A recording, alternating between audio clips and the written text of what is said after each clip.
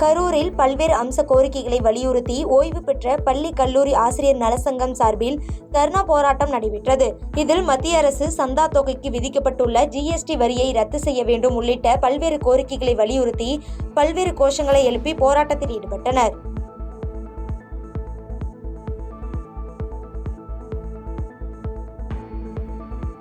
மயிலாடுதுறை மாவட்ட ஆட்சியர் அலுவலகத்தில் பெண் குழந்தைகளை காப்போம், பெண் குழந்தைகளுக்கு கற்பிப்போம் விழிப்புணர்வு வாகன பேரணியை மாவட்ட ஆட்சியர் கொடியசைத்து தொடங்கி வைத்தார்.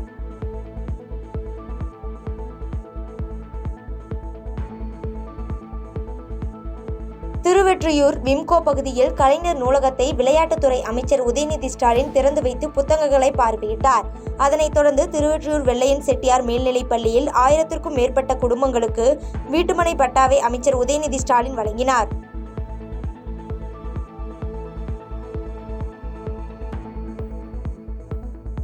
தேனி மாவட்டம் கம்பம் அருகே அடிப்படை வசதிகள் செய்து தரக்கோரி பேரூராட்சி அலுவலகத்திற்குள் பேரூராட்சி மன்ற தலைவரை முற்றுகையிட்டு பொதுமக்கள் வாக்குவாதம் செய்ததால் அப்பகுதியில் சிறிது நேரம் பரபரப்பு ஏற்பட்டது.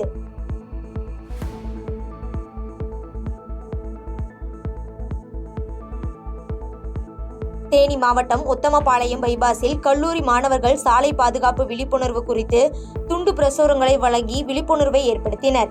இதன் முன்னதாக உத்தமபாளையம் சார்பு ஆய்வாளர் பிரபாகரன் விழிப்புணர்வை துவக்கி வைத்தார்.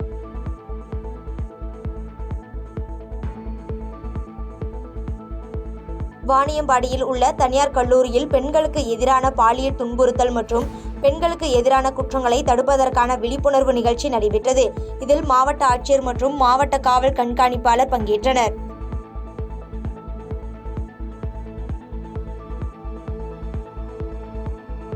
விருதுநகர் மாவட்டம் அருப்புக்கோட்டையில் டிரைவர் கொலை வழக்கில் குற்றவாளிகளை விரைந்து கைது செய்ய வலியுறுத்தி கொலை செய்யப்பட்டவரின் உறவினர்கள் சாலை மறியல் போராட்டத்தில் ஈடுபட முயன்றபோது TSP காயத்ரி அவர்களை தடுக்க முயற்சித்த போது TSP மீது தாக்குதல் நடத்தியதால் போலீசாருக்கும் போராட்டக்காரர்களுக்கும் இடையே மோதல் ஏற்பட்டு பரபரப்பாகியுள்ளது.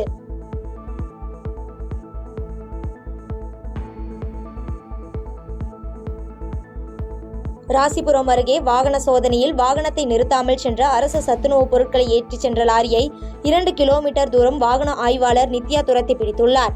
மேலும் ஓட்டுநரை கைது செய்து விசாரணை மேற்கொண்டு வருகின்றனர்.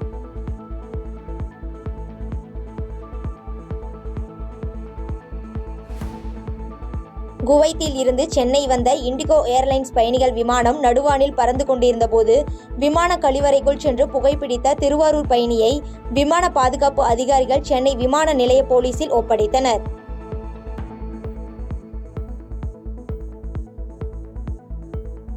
தூத்துக்குடி மாவட்டம் கோவில்பட்டி கோட்டாட்சியர் அலுவலகத்தில் விவசாயிகள் காங்கிரஸ் கட்சியின் துணைத் தலைவர் ஐயலுச்சாமி தலைமையில் கோவில்பட்டி, கயத்தாறு, விளாத்திக்குளம், ஒட்டப்பிடாரம் ஆகிய தாலுகாக்களுக்கு முழுமையான பயிர் இன்சூரன்ஸ் வழங்கிட கோரி வட்டாட்சியர் அலுவலகத்தில் நூதன முறையில் தீச்சட்டி ஏந்தி ஆர்ப்பாட்டத்தில் ஈடுபட்டு மனு வழங்கினர்.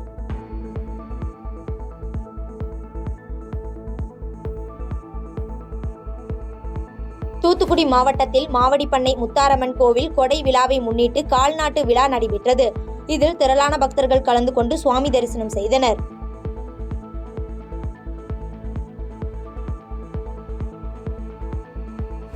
கடலூர் மாவட்டம் தலைமை தபால் நிலையம் அருகே புதிய தேசிய கல்விக் கொள்கையை ஏற்காததால் தமிழ்நாடு அரசின் கல்வித்துறைக்கு நிதியை ஒதுக்காத ஒன்றிய அரசை கண்டித்து திராவிட கழகம் சார்பில் கண்டன ஆர்ப்பாட்டம் நடைபெற்றது.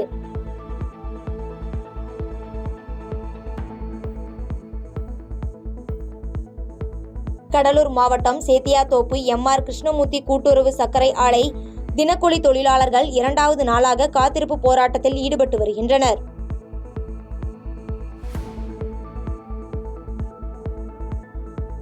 புதுக்கோட்டை வடக்கு மாவட்ட திமுக சார்பில் குளத்தூர் அருகே உள்ள ராயல் பாலிடெக்னிக் கல்லூரி வளாகத்தில் வடக்கு மாவட்ட பொது உறுப்பினர்கள் கூட்டம் வடக்கு மாவட்ட செயலாளர் வழக்கறிஞர் செல்லபாண்டியன் தலைமையில் நடைபெற்றது. இதில் கலந்து கொண்டு பேசிய சட்டத்துறை அமைச்சர் S. ரகுபதி, வருகின்ற 2026ஆம் ஆண்டு நடைபெறவுள்ள சட்டமன்ற தேர்தலில் 234 தொகுதி லட்சியம், 200 தொகுதிகள் திமுக வெற்றி பெறுவது நிச்சயம் என்று சிறப்புரையாற்றினார்.